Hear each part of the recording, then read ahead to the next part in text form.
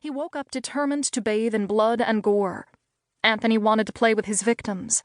I'd sit in his dungeon and watch with dulled horror as he dressed them, set them up for tea parties, and spoke to them. And when the decomposing bodies were ready for disposal, he said it was too easy to just drop them off at the morgue. He wanted to work. He wanted to chop them up and hide them like the serial killers in my podcast. And me, I just wanted to make him happy.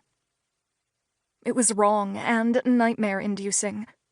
I wasn't sure if I was just so deep in my own disassociation that I couldn't comprehend what was happening, or if my love for him managed to defeat the odds and overcome the horror of it all.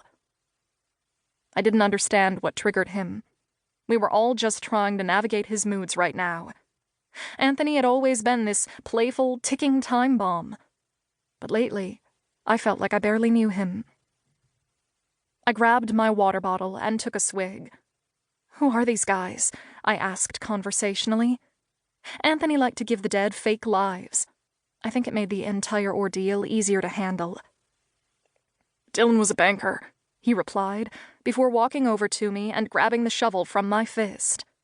Anthony was too sexy for words. The dark jeans and black hoodie he wore were casual, yet form-fitting, and he'd grown more muscular the last couple of months. As usual, he had a beanie on his head and a smirk on his mouth. He liked to cheat on his wife with his business partner. She thought he was at poker night, but he was really poking Mr. Nelson in the ass with his tiny dick. I bit the inside of my cheek and grinned. Dylan sounds fun. He's great at parties. "Hey, you think you'll want to come to William's birthday party next week?" This conversation might have seemed strange to some, but I was used to Anthony speaking as if the dead were still here. He was haunted by lives long gone. I learned months ago that it was easier to go along with it. "We can send him an invite." "Does this grave have a mailing address?" I replied. He shrugged. "I think I have it in my address book." "And what about her?" I asked, while nodding at another body. "You don't remember?" he asked. "Bitchy Bertha was at the luncheon yesterday and had the audacity to complain about your egg salad sandwiches. We don't need that negativity in our lives, babe." Anthony started shoveling, and it wasn't long before he stripped out of his sweatshirt and black tank. His hot breath against the chilly air cast a deep fog over his skin, and my eyes drank in the sight of his sculpted body. Anthony Savella was an ache I couldn't soothe. The rippled muscles on his torso flexed as he flung dirt and shoveled deeper. I licked my lips, only slightly disgusted with myself. As he worked, I sat beside the pile of chopped-up bodies. It should have bothered me. Some days I prayed to feel horrified by what we were doing. But oddly enough, my humanity died when I fell in love. It was the price I had to pay for selling my soul to 3 monsters. Despite sitting in a field of fresh plots and staring at one of my psycho boyfriends, I found normalcy in the grotesque insanity of it all.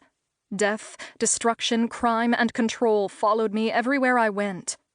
Even now, I knew that Nick was sitting in a Range Rover a quarter-mile away, watching me. He rarely let me out of his sight these days, which made it difficult to have an equal relationship with his 2 brothers.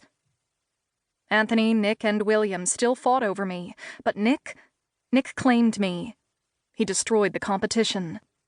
"Is your shadow still watching us?" Anthony asked, referencing Nick. He then scooped another pile of dirt.